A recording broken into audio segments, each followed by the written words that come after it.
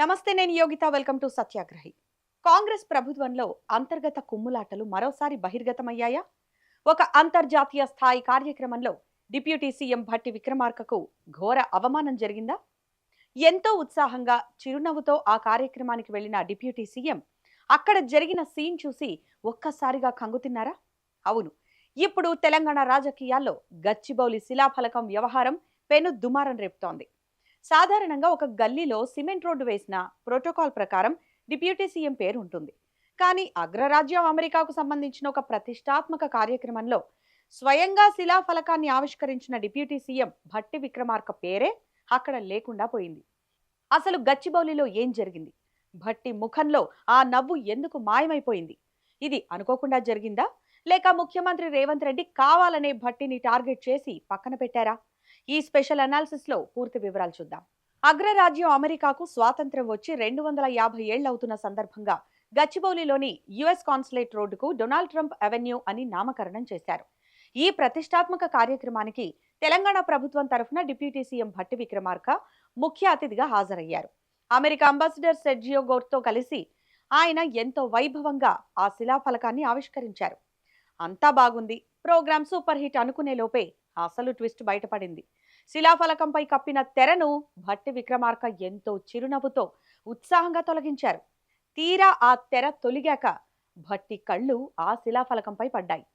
అక్కడ కేవలం CM Revanth Reddy, US ambassador Sergio Gor పేర్లు మాత్రమే చెక్కబడి ఉన్నాయి.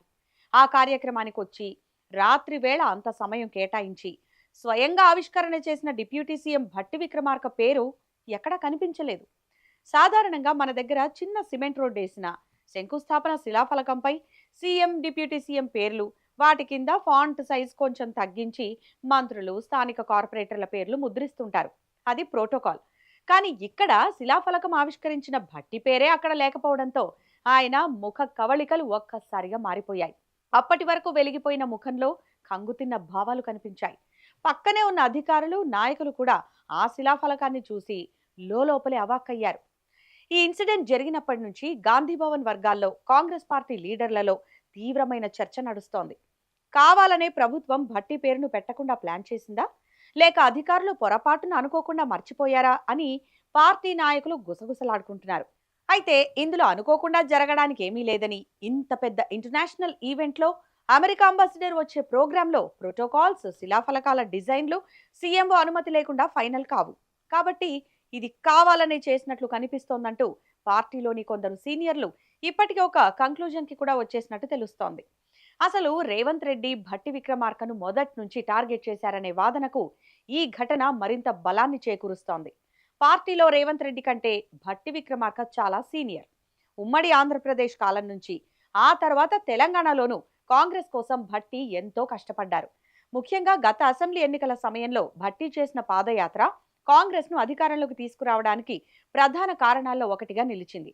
అందుకే మొన్న అసెంబ్లీ ఎన్నికల ఫలితాల తర్వాత ముఖ్యమంత్రి పదవి కోసం భట్టి చాలా గట్టిగా ట్రై చేశారు. హస్తిన పెద్దల వద్ద కూడా తన సీనియారిటీని, కష్టాన్ని చెప్పుకున్నారు. అయితే హైకమాండ్ చివరికి రేవంత్ రెడ్డికి ముఖ్యమంత్రి పదవి ఇచ్చి భట్టికి డిప్యూటీ సీఎం పదవితో పాటు కీలకమైన ఆర్థిక శాఖను కేటాయించింది.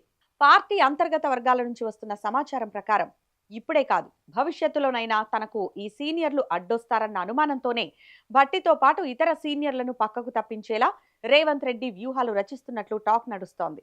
తెలంగాణ కాంగ్రెస్ లో Revanth Reddy one men show నడపాలని చూస్తున్నారని, సీనియర్ల షాడో తనపై పడకుండా జాగ్రత్త పడుతున్నారనే ఆరోపణలున్నాయి. దీనికి తాజా ఉదాహరణ రాష్ట్ర మంత్రివర్గ విస్తరణ వాయిదా పడటం. రీసెంట్ గా తెలంగాణ రాష్ట్ర మంత్రివర్గ విస్తరణ చేపట్టాలని, కొత్త వాళ్లను కేబినెట్లోకి తీసుకోవాలని కాంగ్రెస్ అధిష్టానం భావించింది.